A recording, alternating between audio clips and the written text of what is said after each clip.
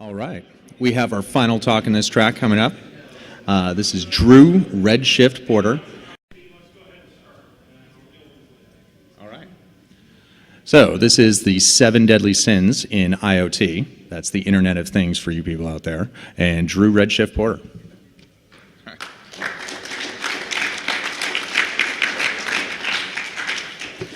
Thanks for coming out. Before I start, I just want to make one quick note. This, I don't know this gentleman in the blue, but he is doing the conference correct. He has like 3 growlers in front of him. I'm like, Jesus Christ. But yeah, okay. I haven't seen someone do like 3 growlers at just one seat, 3 growlers. All right, back to the doc. So this is our agenda. Yeah, we'll be talking about deadly sins, I guess. Design flaws that I've seen throughout doing, pen testing, both professionally and on my own. And I saw a very set 7, or the list could be longer, but 7 felt like it was a good number, of common trends that all these products seem to have in common. And it was... It made my life a lot easier, made my reports quite a bit longer, but it also made it more interesting to see how all these products, what these engineers or what these people must be thinking when they design these type of products. So quick story time. I used to work for a company that did security testing, penetration testing, items of that sort, and I looked at a product that was given to me, a product that I wanted to look at for the longest time, even before I worked for this company, but they hadn't released it yet. And long and behold, I get a phone call from one of the partners of the firm, and he tells me that I'll be assessing this product as well as some other people. And I was just like, oh, that's great. This new product comes out, and it's going to be coming out soon, that's what their plan for them. A bunch of money, and the VCs were all happy. They went through a few series of funding, a seed fund, and then a Series A. Just got done with the Series A, and there was just one little thing that they had to do that one of the VCs requested was a third-party security review of the product. And they're like, oh, we've been coding for 20 years. We got this in the fucking bag. And, yeah. They didn't have it in the bag, actually. The biggest, there's quite a bit of problems. First thing is they use this encryption that was standardized, and then they weakened it. They use communication protocols that were insecure, and it was known that it was insecure, but they still used it. Clear text everywhere. Why do we need to even encrypt things with our crappy encryption algorithm? They also made some hardware flaws on the product itself. They left some features that you wouldn't want to be leaving in there in the product, as well as quite a few other things. They almost fit every single one of these 7 things, except for like 2 of them. But the good news is that this team understood that they had problems and they weren't going to just push this product out. They went back and they did a few other revisions, building new hardware, adjusting their architecture, and then as well as having it tested again by multiple companies. So that is good news. A lot of times when you deal with companies that are startups that are VC funded, they have all the security flaws, and some of them are willing to accept the risk, and they just push out a product that's terrible. Luckily, this company did not fall under that category. So let's talk about the 7 deadly sins. So I'm going to go in order from, this order is how I view what you should and should not do, from the least or the most forgivable sin, I guess, to the one that's not forgivable at all. So the first one, use of clear text protocols. This is like freaking baby town every single day. I hate it when I have to do, yes, I hate it when I'm viewing a product that I'm like, oh man, I want to buy this. And, or I bought it off the shelf and I'm like, oh, I really like this product, but I just want to dick around with it for a little bit. And then I see that everything that this product is doing is sending it in the clear text. It's, I want this product to be able to control my refrigerator and my kegerator, right? But it sends everything, and it's just like, oh, hey, refrigerator, you should pump this Freon stuff to this kegerator. It doesn't seem like a big deal, right? But it only does it when I'm at home. And it's just like, oh, hey, the guy's home, so we should start cooling his keg again. And, or it will send, one of the things I saw was, they asked you to set up a secret, and they're like, we will not, you should never share this secret with anyone. And then they send it over the air in fucking clear text. I'm just like, what do you mean I shouldn't share this with everyone? Clearly you don't give a damn about it. But this is super low-hanging fruit. Even for non-secure or non-sensitive information, you should take what you can. Processing for encrypting items is not super high. If your product is using some 8-bit ARM, might be a little strenuous on it, but if you got like a 16-bit ARM processor, you should be able to do good forms of crypto on it. So looking to do it right. Secure implementation, make sure the implementation is done correct.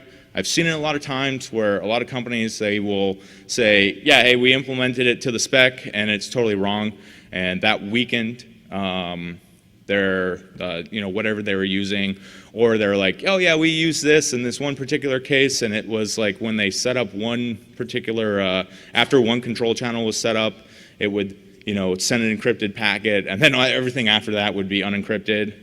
And then every protocol out there, almost every, I should say, has some type of secure version that you can use. Second one, debugging enabled or pins exposed.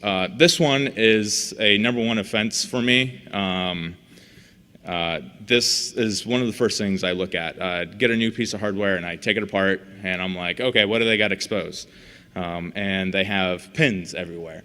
And it's just like, oh, no one's going to take apart our product and actually want to hook up to it. It's like, yeah, no one except for everyone at this goddamn conference.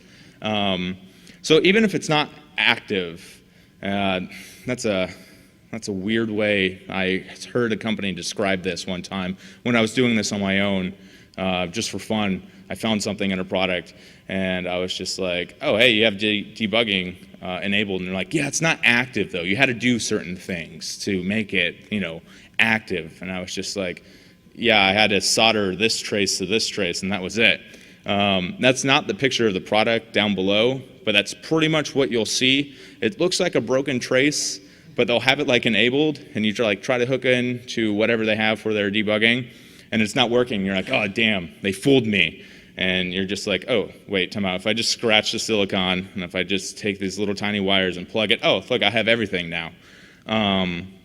So it is a first attack vector for me, just because a lot of these manufacturers that are producing, all these products for the Internet of Things, they're trying to be first to market or whatever, and they skip things like this. They're just like, oh, well, we can't make another production run of a whole set of our units without all this debugging stuff. And debugging stuff in software as well is sometimes even worse, because more people deal with software, I've seen, than like hardware testing.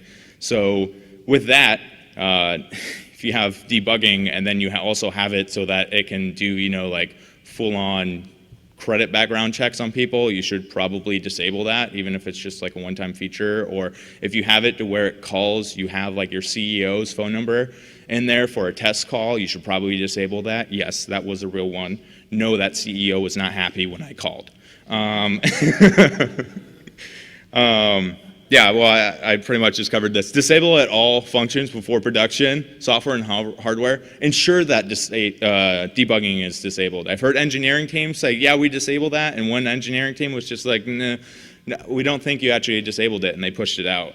And do not provide the options for it. This is even the best option. Do not provide these options in the production run. You do not need them. Turn them off in the chip.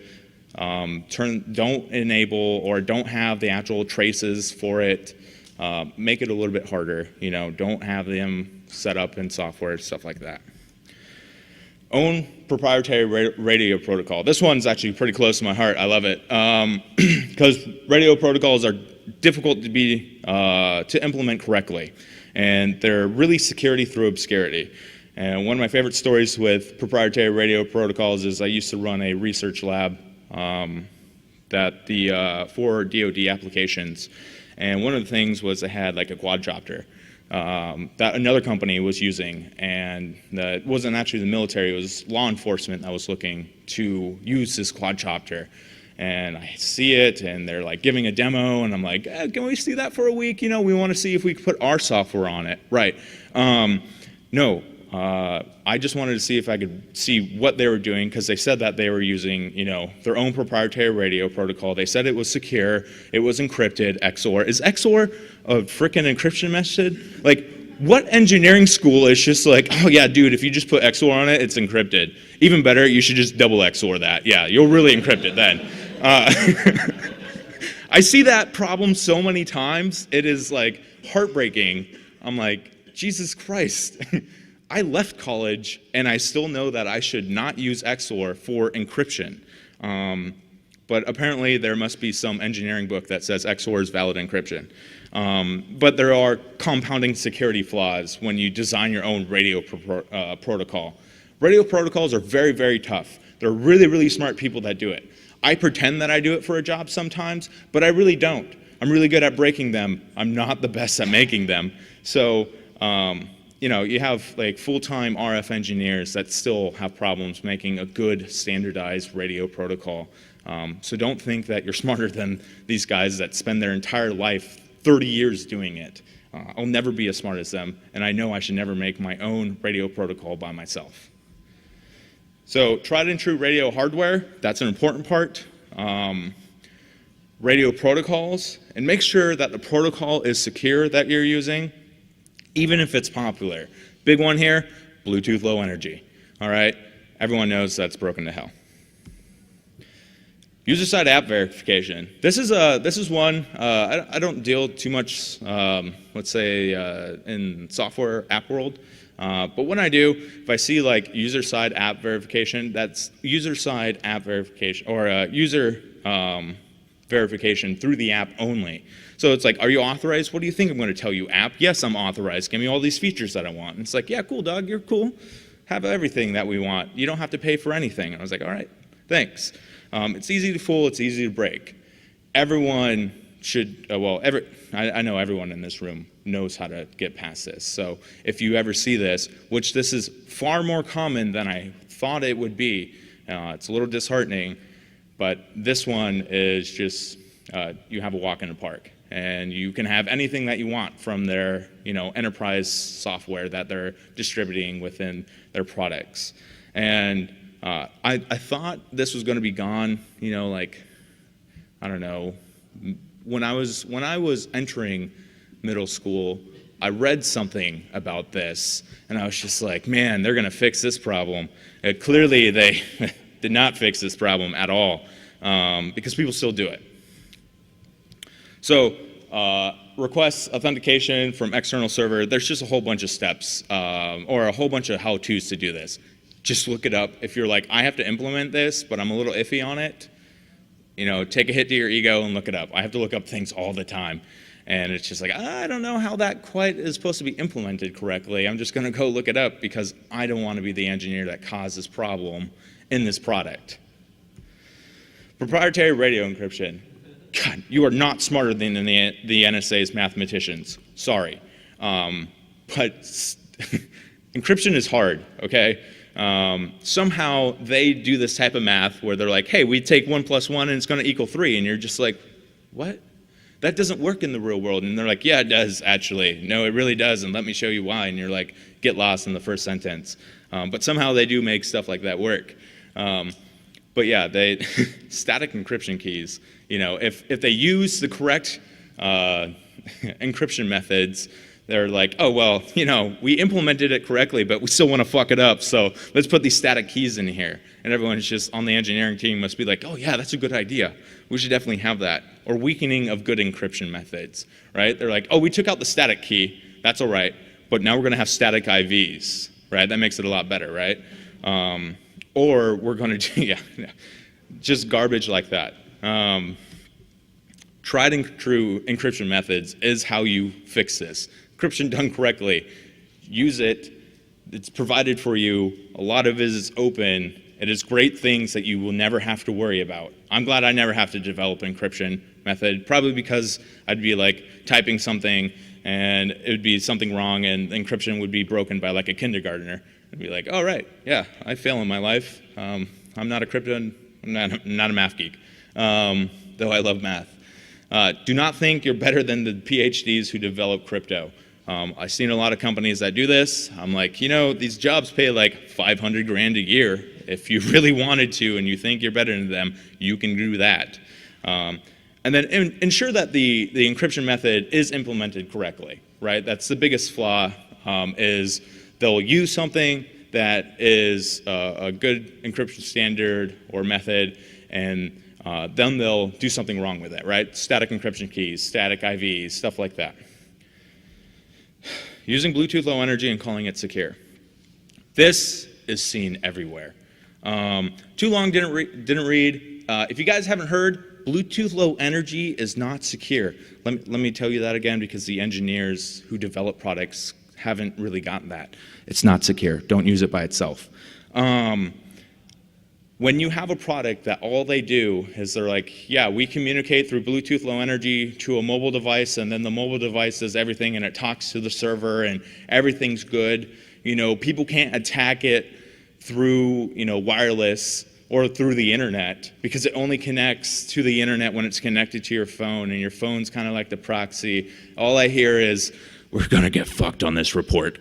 Yeah, and that's pretty much what happens. And it also made me really angry whenever I saw Bluetooth Low Energy only used, because it was just like, oh, this is 11 findings I'm going to have to write up. Damn it. But with this, if you're going to use Bluetooth, there are some correct ways to do it. Use Bluetooth with another type of radio communication so that you can have two-way so that you can do proper authentication, right? If you just have the device, do it through Bluetooth Low Energy to the mobile phone and then to their server, there's going to be problems, and it's going to get owned. And then Bluetooth without a band. Right now, I don't know of any real commercially available off-the-shelf solutions where people have Bluetooth Low Energy devices and they provide this option. It's in the standard. But I haven't seen where they're like, oh yeah, do this when you're setting up our Bluetooth Low Energy stuff. But if you can implement it correctly, you can use it in your product. And then the last one is assuming your product is secure. This is the biggest one, and we pretty much all know why you should never do this, is because even though if you've done security for many, many years, and then you become an engineer and you start engineering things, you're going to overlook things. And you never want to be like the guy that's like, yeah, dude, boss, our product is good to go, and then some security team just ruins it, right? I'm in that engineering role now, away from the, pen testing role, and every single day I think like, oh God, when we hire the pen test firm that I used to work for, I hope we don't get fucked, because they'll mostly make fun of me for it for the rest of my life. But yeah, never do this. How do you fix it? Well, you can have your security team run tests against it. Check one, cool. Have another security team, a third-party company that is unrelated to you, and it's not going to try to, make your product pass or do anything. They want to screw over your product. That's their job. You want the team that wants to break your product the most. Have them get back the report, fix everything, go again. If you think that you sent it to a company and that they didn't have the right skills, right? They didn't have like a hardware person. You're making like an Internet of Things device that has a hardware attachment to it, and the firm doesn't have like a hardware person. Send it to another company that that they actually have hardware people. These are the 7 deadly sins.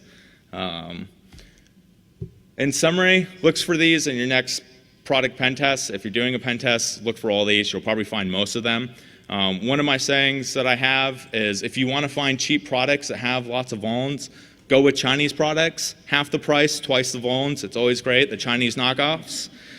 Design with these 7 in mind if you're an engineer, and share this with everyone that you know. There's one last thing. I was approached a lot more than I thought it was going to be about my old MeshNet project, and I was just like, all right, I guess I should make like one slide announcement. So like, check that website in a week. I'll put it up there. And yeah, that's it. Thank you for all showing up.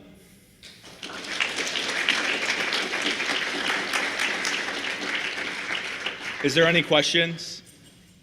No, everyone's minds are just blown. That's what that is. All right. Thank you for showing up. And I thank Toorcon for throwing an excellent con again. Yeah. Oh, I can't see you. All right. I got 2 questions. One thing for the debugging. Yeah. So what about debugging is like some sort of handshake, some secret knockoff, or nothing before? Yeah. So if you have Use the mic with some sort of like like an extra step, someone's going to get bored, like a 15-year-old high schooler, and they will find it, right? If you need to have debugging in your product for whatever reason, there's some white papers. I forget what it's called. It's like it was done by like the University of Virginia Tech or University of Virginia Tech. They had some white papers about like enabling or keeping debugging in products. But my recommendation is just take it out totally. Your debugging software, or your program that has debugging features in it, should be the one that you're working on, right? Now, that's not to say that debugging features, like if your app crashes and it sends a bug report to someone, you can have those in there. That's fine. That's not the debugging features I'm talking about. I'm talking about like the test debugging features on the software side. Now, on the hardware side, you should remove all those debugging features. And if you really do need a debugging capability for your hardware, what you can do is actually have an external, it's called like an external daughter board basically, that you would place over your chip, that then you can then hard code, or that you plug into that while it's placed over your chip, it's connected to the pins and access your debugging through that with some type of handshake if you want. But besides that, you shouldn't have debugging on the actual board itself if it's for production. Now, if it's like some open source IoT device that people are supposed to hack with, or get some more functionality out of it, obviously you're going to have debugging ports on that so people can use it. But that's my recommendation on having a specific knock pattern or something like that. The So Hopelessly Broken Router contest showed that even that stuff, it will be found out and it will be published in your products. A lot of these IoT devices don't update over the internet, so your products will be just get destroyed in the field. Yes, sir. On the encryption, what do you recommend as a reasonable encryption for these weak CPUs? Yes. Works on a 16-bit ARM. That's what I would recommend. It depends on what are you trying to do, right? So you're going to have to optimize things to make things work, but it's worth the 1 month of engineering time that it's going to take to optimize certain encryption protocols. You're not going to be able to take the full suite, that's used to run on a desktop. You're going to have to find a very specific version that's meant for your processor, your ARM, that is still the full suite of it, and run it on there. But yeah, stay away from combining 2 encryption methods onto one, right? That type of stuff will just kill your CPU. Yes, sir. Oh, well, actually, we should close down for the closing. All right. Oh, yeah, I see the timer blinking red. It's like, hey, you went over. All right. Well, if you have questions, you can ask me after the closing statements. Thank you again for attending the talk.